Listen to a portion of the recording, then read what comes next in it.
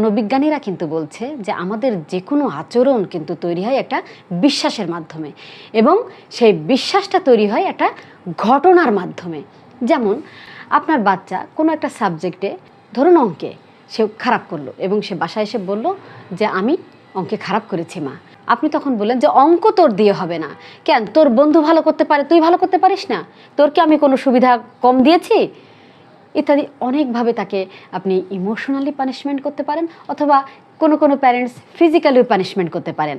তাকে কিন্তু আপনি একটা পানিশমেন্ট দিলেন, এটা একটা ঘটনা যে সে অঙ্কে খারাপ করলো এবং আপনি তাকে পানিশমেন্ট দিলেন, এবং পানিশমেন্ট দিয়ে কি বললেন যে তোর দ্বারা অঙ্ক হবে না।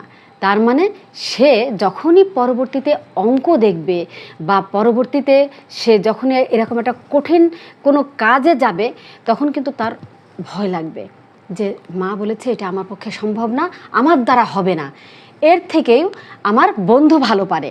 তার মানে তার কিন্তু কনফিডেন্সটা ওখানে নষ্ট হয়ে যায়, এবং সে আরও একটা জিনিস ভাবে যে আমার মার কাছে আমার থেকে আমার বন্ধু ইম্পর্টেন্ট। সেটা বন্ধু হতে পারে, অন্য ভাই বোন হতে পারে, আপনি যার সাথেই কম্পেয়ার করুন না কেন, তখন কিন্তু সে ভিতর থেকে একটা ইনসিকিউরিটি ফিল করবে, এবং যেহেতু বন্ধু তার উপরে, সেহেতু সেই বন্ধুর উপরে কিন্তু তার একটা জেলাস তৈরি হবে।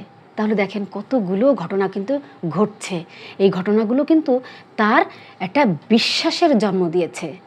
এই বিশ্বাস থেকেই কিন্তু সে এখন যে আচরণটা আপনার সাথে করছে, সেই আচরণটা কিন্তু ওই বিশ্বাস থেকেই তৈরি, এবং ধীরে ধীরে সে কিন্তু আপনার জন্যে তার মনের ভিতরে যে জায়গাটা থাকার কথা বা জায়গাটা থাকে, সেই জায়গা থেকে কিন্তু আপনাকে আস্তে আস্তে বের করে দিচ্ছে।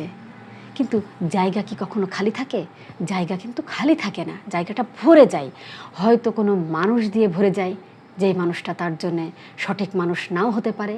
সেটা হতে পারে মোবাইল ফোন হতে পারে, সেটা হতে পারে কম্পিউটার হতে পারে, এমনকি কোনো কোনো সময় সেটা ড্রাগসের মতো ভয়ঙ্কর জিনিসও কিন্তু হতে। তাই আমাদের সন্তানদের সাথে কিন্তু তাদের মতো করে একটুখানি চেষ্টা করতে হবে, একটু এফোর্ট কিন্তু দিতে হবে, কারণ সন্তান আমাদের খুব প্রিয় একটা জায়গা। তো আজকে এই পর্যন্তই, পরবর্তীতে আমি আবার এটা নিয়ে কথা বলবো। ধন্যবাদ সবাইকে।